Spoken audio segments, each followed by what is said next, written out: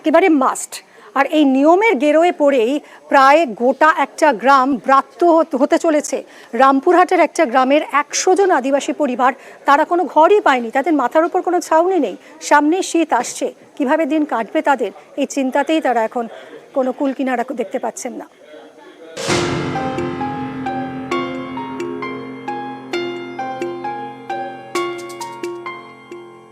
কারো বাড়িতে খড়ের ছাউনি, কারো টালি, কারো মেরে কেটে টিনের চাল। ঝড় হলে বুক কাঁপে, শীতে এবং বর্ষায় ভোগান্তি চরমে। তবু গ্রামের একজনও আবাস প্রকল্পে বাড়ি পাননি। কেন্দ্রের নিয়মের গেরোয়ে আবাসে ব্রাত্য রামপুরহাটের আস্ত একটা গ্রাম।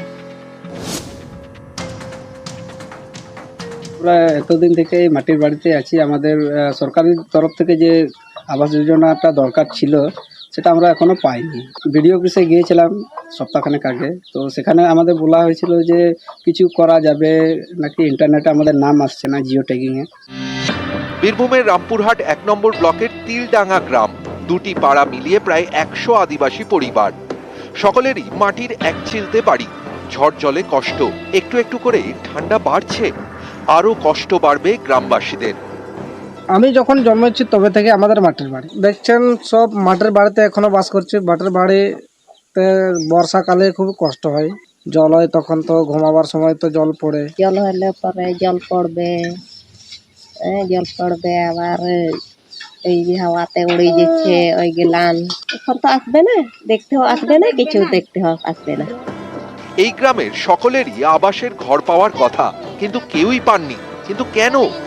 গ্রামবাসীরা গিয়েছিল ব্লক প্রশাসনের কাছে, সেখান থেকে নাকি বলা হয়েছে ইন্টারনেটের জন্য 2018 সালের আবাস যোজনার সমীক্ষার সময় জিও ট্যাগিং করা যায়নি, তাই আবাসের তালিকায় নাম নেই। 2018 সালে সার্ভেটা হয়েছিল, জিও ট্যাগিং এর সমস্যার জন্য এখানকার এই গ্রামের বেনিফিশিয়ারি কিছু বাদ পড়ে যান আর কি। ভেরিফিকেশন হয় 2022-এ, এখন আরেকবার সেটার ভেরিফিকেশন চলছে।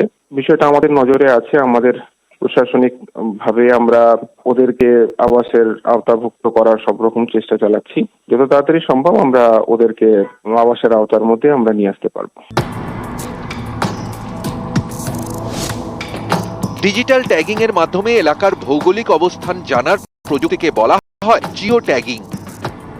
কেন্দ্রের আবাস প্রকল্পে ঘর পেতে এই জিও ট্যাগিং মাস্ট, কিন্তু প্রশ্ন হচ্ছে 2018 সালে জিও ট্যাগিং হয়নি কেন? গ্রামবাসীদের দাবি 2018 সালে কিন্তু এই গ্রামে ইন্টারনেট পরিষেবা পাওয়া যেত, এখনো নেট পরিষেবা পাওয়া যায়। তাহলে জিও ট্যাগিং এর সমস্যা কোথায়? কেন 2018 সালে এবং তারপরে এই 6 বছরেও জিও ট্যাগিং করা গেল না? কেন একটা আস্ত গ্রাম আবাস যোজনা থেকে বঞ্চিত? এসবের কোনো উত্তরই জেলা প্রশাসন দিতে পারেনি। এ নিয়ে যোগাযোগ করা হয় বীরভূমের জেলা শাসক বিধান রায়ের সঙ্গে। তিনি জানান যা বলার মহকুমা শাসক বলবেন, কিন্তু রামপুরহাটের মহকুমা শাসক সৌরভ পাণ্ডে বিষয়টি এড়িয়ে যান। বীরভূম থেকে অক্ষয় ধীবর, নিউজ 18 বাংলা।